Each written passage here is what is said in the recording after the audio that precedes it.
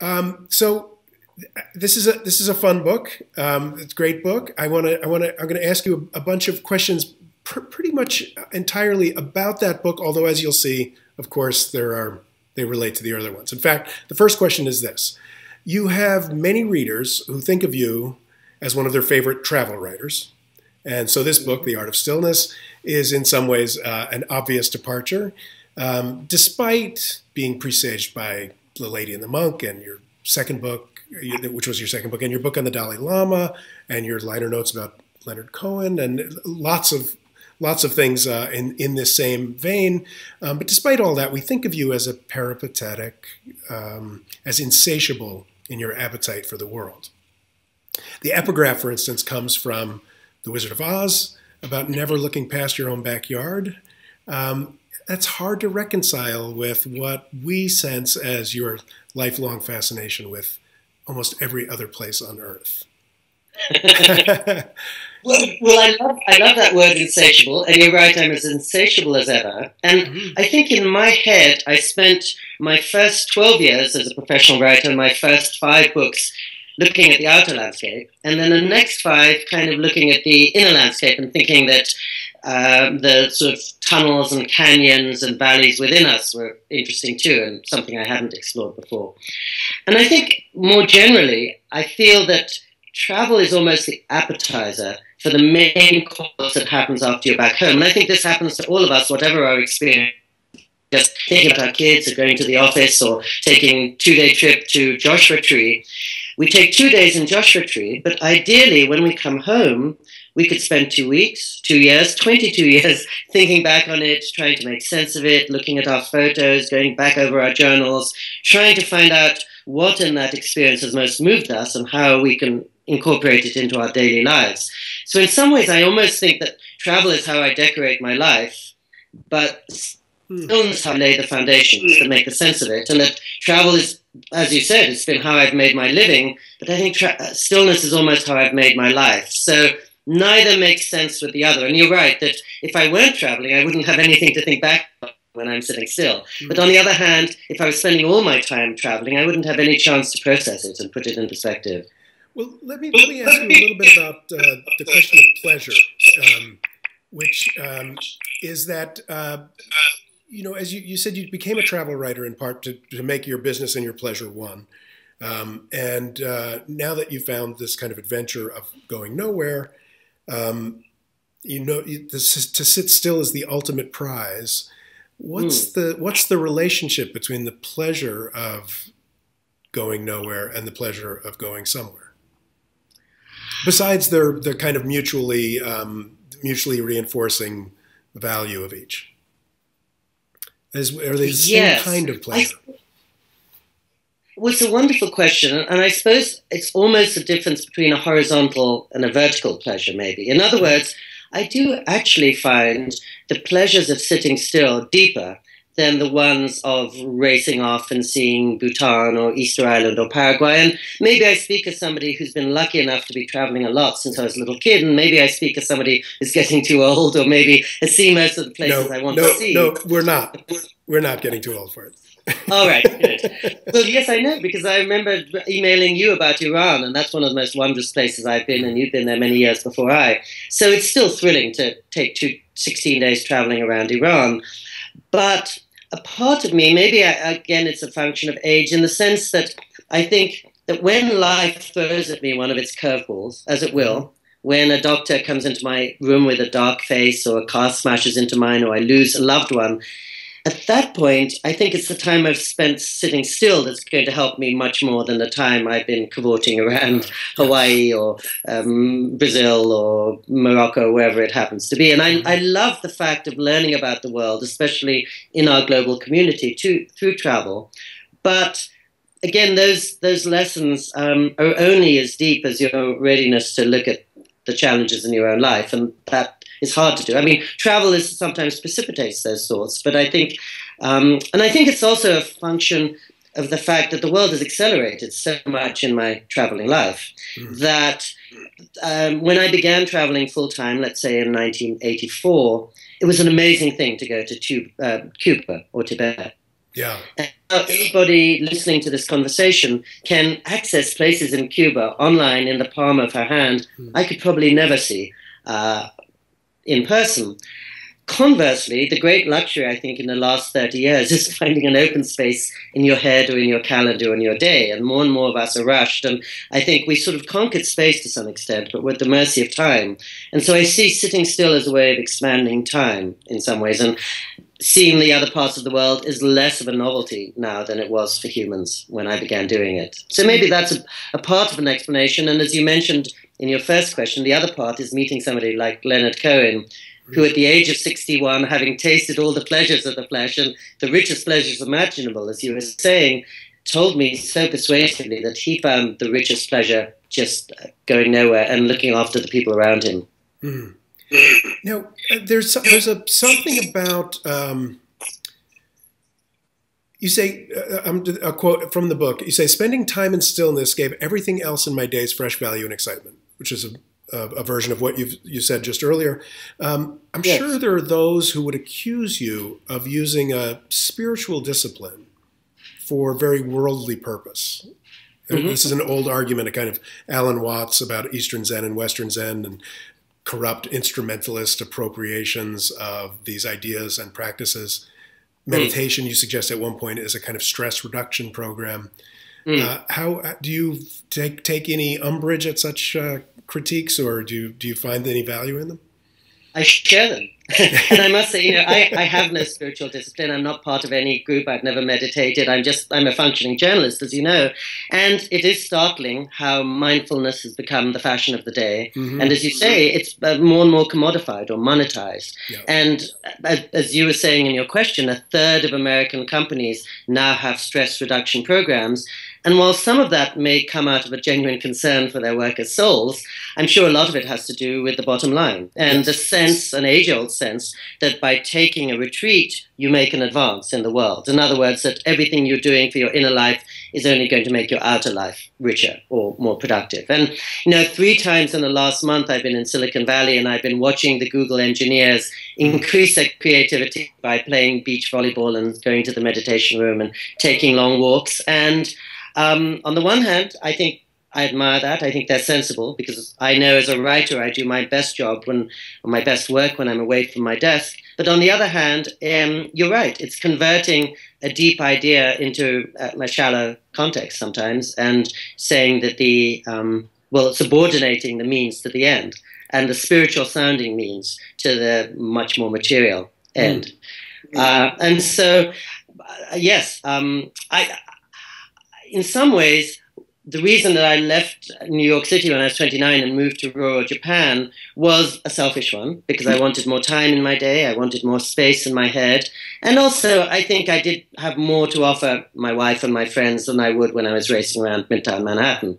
But you're absolutely right, and I think some people would also say this is a function of privilege. It's only the likes of a Leonard Cohen, or in a more modest way, somebody like me who's materially comfortable, who has the luxury to turn away from a well-paying job and go and live in the middle of nowhere. Yeah, of course, yeah.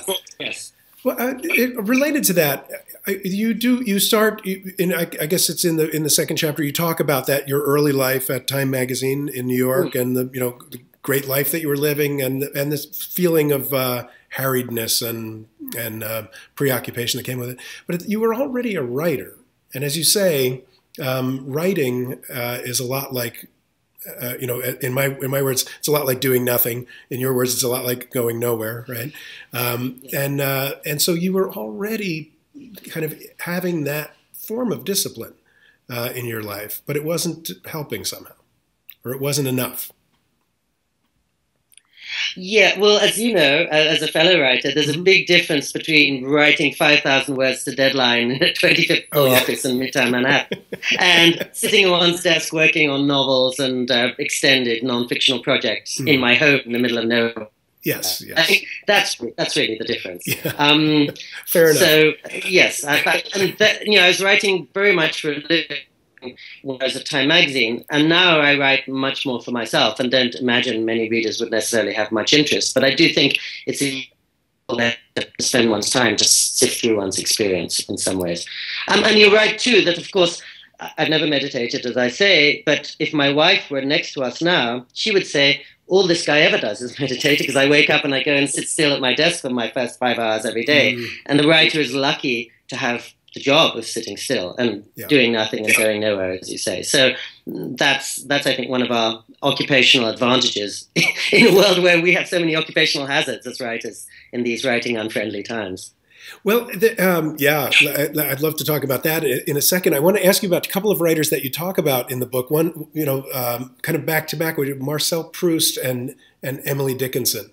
And Proust as a writer who is a kind of model, a model for you as a writer in precisely this way, as somebody who takes 5 minutes of experiences and really meditates on them, right? Yes. You've also written movingly about Graham Greene. Obviously, you're in a previous book as a model, as a ghost that haunts your writing, and that seems a very different kind of influence. Where's Marcel Proust and where's Graham Greene in that mix? Yes, I think they're not a million miles away. It's interesting, when I wrote my book on Graham Greene, I compiled for myself 60 quotations that I thought would, from other writers, that would shed light on Graham Greene. And quite a few were from the likes of Camus, but quite a few were from Emily Dickinson. Not so much Proust, but certainly Dickinson or Melville, say. But I think Greene or Proust were really about exactly that same rhythm that all of us know as writers, which is going out into the world to collect experiences and emotions and impressions, and then coming back to absolute solitude to spend years sometimes putting them in a larger frame. And so Greene, as you know, spent the last 30 years of his life in a one-room flat in Antibes, France, and he was still heading off to Moscow and Havana and everywhere else. But that was the very simple, almost monastic cell that he retreated to. I once visited the house where he lived in Capri, where he also did a lot of his writing. And he just had a bare room at the top with a skylight and a cross and a bed. And I think for him, the novel was almost a confessional in some ways, but it was his way of taking everything he'd done in the world and laying it before some larger judge, perhaps. So I don't think he's a million miles from Proust in that. Interesting. Yeah, it makes sense. Yeah. Now, they both seem there's a kind of romance to both of their relationships, both to the world and to their writing. With Emily Dickinson, it seems we've turned some dark corner in this same world, right? Where her isolation, her being still, seemed a bit of a curse as well as her genius. Yes, I mean, a chosen curse in some ways, because I think it wasn't necessity or circumstance. She wasn't an invalid, she wasn't a prisoner. Right. Nothing external to her forced her to be in that room for 26 years. It was her selection, because she knew that the whole world would come to her doorstep. And it's interesting to go back, to your first question. I've written quite a fair amount about travel, but my two patron saints of travel have always been Emerson, who said travel is a fool's paradise if you think you'll find anywhere outside yourself that you couldn't find at home. You cited Dorothy from The Wizard of Oz, but also Henry David Thoreau, who said, I've traveled widely and conquered. Why go around the world to count the cats in Zanzibar? And I think it's no coincidence that they were her contemporaries and perhaps her kind of running mates in some ways, because I think at that beautiful charged time in American history, people were noticing that really whatever was going on in the world, they were learning the old Stoics lesson that most of it was happening in your head, which is Proust's lesson too. And so Emily Dickinson, in her little room, which I have visited in Amherst, death was visiting, light was visiting, the devil was paying a visit, Jesus was on the way. Everything she was terrified of was surrounding her. And I liken her to Thomas Merton in his little cell in the same way too. And Merton, as a good monk, knew that most of the time he was spending time with his own devils and doubts and terrors in that little cell, that it's not all sweetness and light to be alone. Half the time you're in the dark night of the soul. So I think what makes Dickinson so particular and moving to us even now is that she had the patience just to sit there and let all these epiphanies and demons come at her, and then transcribe them with a sort of clenched precision that she might not have had if she were leading a more sociable life. And it was all really about what was taking place in her inner domain. And I think a lot of her poems, of course, are beautifully about, why go visit Antarctica or Alaska? They're taking place inside you right now. So no, she's been a great hero of mine, and I think any writer knows what Dickinson is going through, because these are the visitations that we encounter too at our desks, I'm guessing. Yeah, and I love both the Dickinson part of the book and the Merton part, right? That story of his, kind of tragic, tortured late romance is very moving, but it's a story of the dark night of the soul rather than the kind of recharging of the batteries. It's a kind of, there's, on the one hand, you've got the art of stillness as the delicious vegetables that are going to make you a more whole person, and on the other hand, you've got the art of stillness as eating broken glass. I mean, it's the horror of the lonely, bereft prisoner in a cell, as you said. She wasn't, but in some ways was. He was, yes. So how do you kind of conceptually reckon with those two opposite parts of the fact of stillness? Well, again, that's a beautiful question. And I think all of us know intuitively light makes sense only in the context of dark. Like you, perhaps I've traveled around Iceland in the middle of the summer when the sun doesn't set for 90 days. And it's horrible. It is. You lose all sense of orientation and balance. Yes, and I forget when to eat or when to sleep or when to dream. And I think, for me, the power of Thomas Merton is the absence of sweetness and light and the presence of rage and self-questioning and impatience. And he retreats to a monastery, and even the monastery is too sociable and too burdened with obligation for him. And then he moves to a hermitage, and even in the hermitage, the world is too much with him, which, of course, is not the hermitage's problem, it's his. I mean, I think, is very similar to Graham Greene as one of the heroes of restlessness, perpetual restlessness. And however much time he spends still and alone, his heart will never be calm. And it's and as you said, what I describe in the book is how finally he gets this hermitage in the Gethsemane Monastery in Kentucky, and he says exultingly, soaringly, "Now I will marry the silence of the forest." And a few months later, he goes in for a medical problem to a hospital in Louisville, instantly falls head over heels with a 20-year-old student nurse who is surely bewildered. And what he's really confronting is the fact he's never worked sexual passion out of his system. He's joined a monastery in his 20s. He's enjoyed that Emily Dickinson experience of visiting darkness and light and God and the devil and the wilderness, but he doesn't know what to do with a 20-year-old woman, and he doesn't know what to do with his own emotions.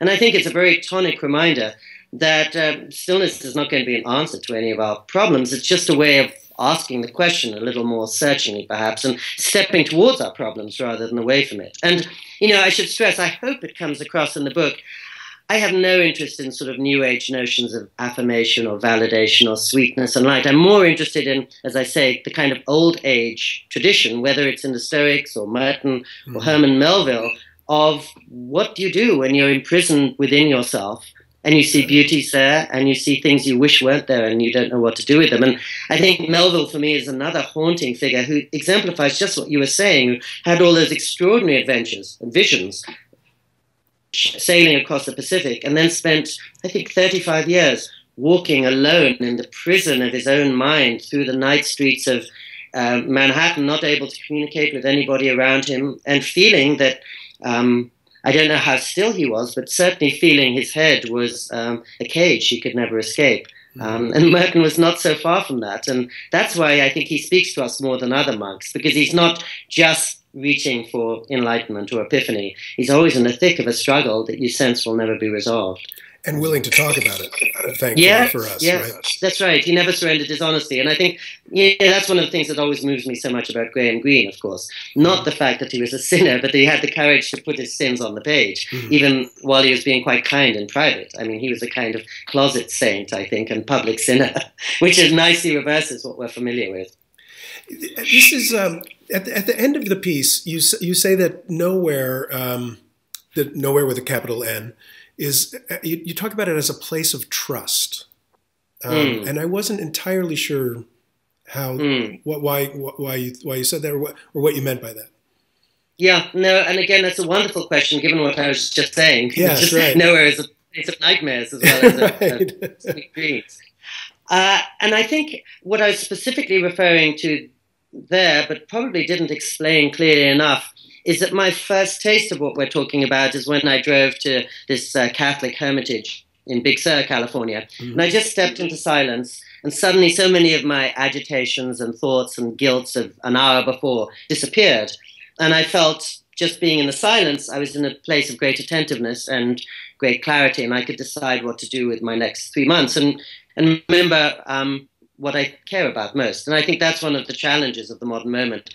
So much is coming in on us at every moment, much of it trivial, some of it profound, and it's very hard when you're going through 40 emails to sift the really important stuff from the stuff that needs to be deleted. And that's why I think we need to step away just to recover our sense of priority and proportion. So when I go to that place, as I have been going many times since, I do feel I'm entering a place of self-trust and trust of the universe, which is not something I know in my day-to-day life, and I'm not a monk, so I can't live there. And if I did live there, it wouldn't be a place of trust or self-trust. It would be, as with Merton, a place of his daily life, and daily life isn't entirely about that. But I think everybody knows that now and then they step into a place that gives them a reminder of something that they've lost, whether they're having an intimate conversation with a friend or an intimate encounter with a lover or in a beautiful landscape. At moments, we touch those kind of Wordsworthian places where we feel all is right in the world, and then soon we're back in the clamor of being on the 405 or the 101 again. But those moments illuminate and shed light and kind of rectify some of what we have to deal with in the rest of the world. And so if I call as a shorthand those moments nowhere, what they're reminding us of is that we can afford to let go more than we do. We don't have to try to control every moment, because we can't in any case. Life's going to give us a forest fire or a death or a car crash. But in my case, the silence taught me a little bit about stepping into a place of trust where I didn't have to have an itinerary or an agenda, and was much the happier for it. But of course, the rest of the time I've still got my agenda and itinerary. But I'm glad to have that reminder in the back of my head, at least. Yeah, you know, I'm going to do one more kind of analytic division. It's which is against the very spirit of the book, in a sense. Please. I understand that, but there are two different versions of the basic idea. One is stillness as a practice that is its own reward. That moment where you, as you said, the moment of it where you feel your clarity and your attentiveness and that kind of pleasure. And the other is, again, the instrumental version of it, that it is a recharging of the batteries. It is a way to get somewhere, just as a writer, for instance. It's a way to kind of figure out where you've been, and therefore it's doing all sorts of things. So it's a practice which is its own reward versus a practice that has its rewards elsewhere. Is that? I think everything that makes us happy has that division within it. If we're deeply in love, part of the love is about making the other person happy and feeling ourselves more selfless than we would be, and part of it is the fact that we're super happy. If we're having an intimate encounter with somebody, an act of love, I think both things are going on. And so you're absolutely right that it's instrumental for good purposes or bad. I often think that the reason I go to that hermitage, yes, as you say, it's recharging my batteries, it's helping me to work more clearly, it's probably making me a more productive writer. So all those have to do with my work in the world. But it's probably also making me a fresher, less exhausted, less distracted person, which is a benefit for my wife and my mother and my friends and everybody who meets me. So I don't think I'm troubled by that. I think anything, it's just like earning money. All of us earn money every day, and some of the money we use for the most selfish things, and some of it we use for the most selfless things, and that's fine. I think the drawback is that we're caught up nowadays in this accelerating momentum whereby it's ever easier to forget about the virtue of those inner resources, whether that virtue, as you said, is used for advancing our case in the world or erasing our case in the world, but just that I think there are more and more external distractions and more keeping us stuck in the moment now, which makes it harder and harder to step out of the moment, even to begin to see the year, let alone the decade or a lifetime. You know, there's this great field now called interruption science. Yes. And I think I mentioned this in the book. And the average person takes 25 minutes to recover attention after a phone call. And the average person gets a phone call every 11 minutes. So we're never caught up. And that was not the case when you and I were young. So I think we're all aware that there are more temptations and distractions around us. And it's easier and easier to lose ourselves in the Kardashians' story and then forget our own or forget our loved one's story. And so I think this is partly a response to that new predicament and partly in a response to my sense that in an ever more technified world, two of the things we're losing are intimacy and attention. And those are things that are really at the source of most people's happiness. I think we're generally happiest when we're deeply absorbed in something, whether it's a good thing or a bad thing, but when we forget the time and we're lost in watching a movie or having a conversation or listening to a piece of music. And as you say, those wonderful moments do help ourselves, and they could be seen as instrumental. But on the other hand, they could be seen as the point of living and the things that we're going to cherish most. And if we lose those, I think we've really lost a lot. And as you know, especially given what you do, it's one of the beauties of the LARB is reminding us if we lose the capacity to read books or the wish to read books or the time in the day to read books, we're losing the chance to read one another, to read our lives, to read our cities. It's not just, books are just a metaphor for a much larger kind of analytical sharpness that we're in danger of losing if we're too busy going from one text to the next email to the next cell phone call. And so I suppose one reason I wrote this book was just feeling that we're all caught up in this roller coaster we never quite wanted to get on and we don't know how to get off.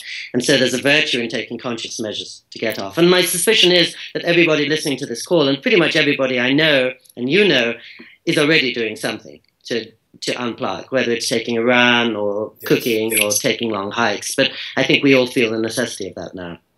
Let me add just two last questions.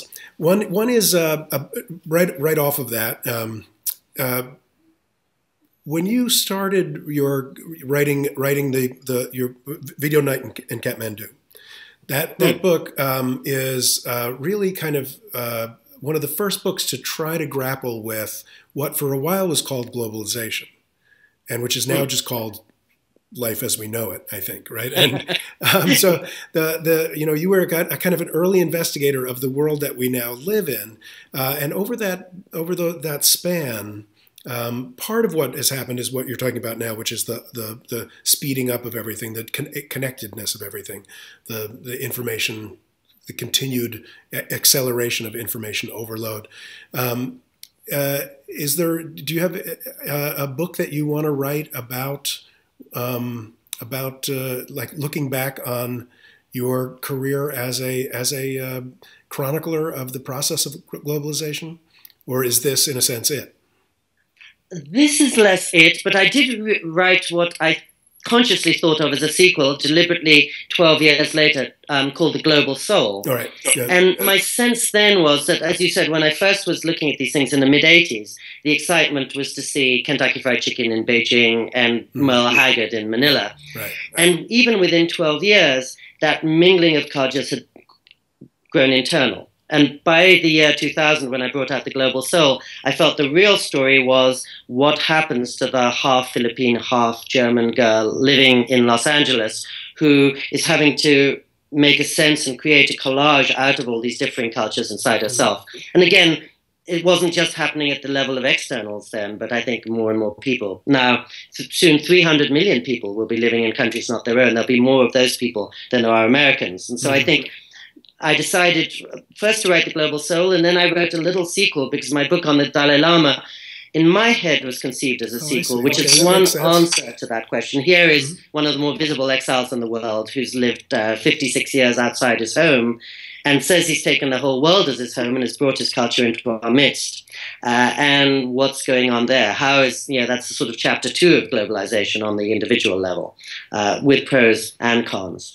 So I suppose intermittently I have been tracking it, but again, I think it's got much subtler, and now I would want to leave it to the next generation. I'm an old fogey, but the kids in LA in their 20s are the ones living this life more internationally than I could have imagined, and chronicling it wonderfully. I think every other piece of music or movie or novel we're reading these days is about chapter 2 in that story.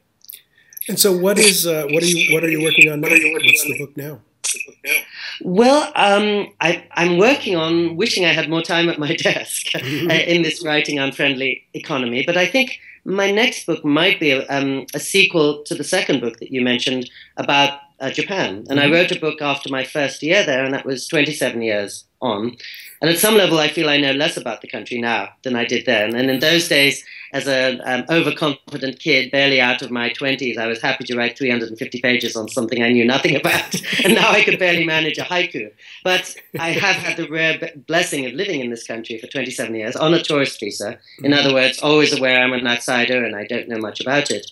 And so, since there aren't that many other English-speaking foreigners who've done that, I may share my thoughts with that. But I think, to go back to your previous question, one of the excitements to me of the modern age, and again, I think your newspaper covers it and is advancing it, is just a sense that the great American novelists now, of a younger generation, have names that most Americans can't even pronounce. Whether it's Chimamanda Ngozi Adichie or Junot Diaz or Jhumpa Lahiri or Dino Mengistu or Edwige Danticat. And I think it's wonderful that since I wrote that first book, which came out in '88, now our whole literature, and therefore our whole culture, is being remade and rewritten by people from every last corner of the world, bringing Haiti and Cuba and Russia and Korea into our midst and seeing what happens when they interact in very strange ways.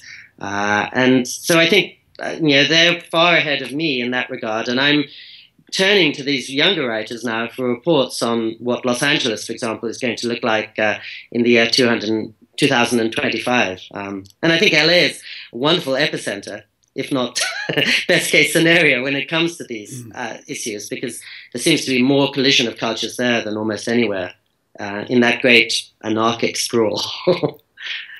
Fantastic. That's a great place to end for us. Is there a question that I should have asked you and I didn't? No, those are the most interesting and certainly the most literary questions that I had to enjoy from that book. Thank you so much. I'm really happy to talk about Dickinson and Proust and those things, which I haven't had a chance to talk about. Thank you. Well, great. No, thank you very much for doing this. We really appreciate it.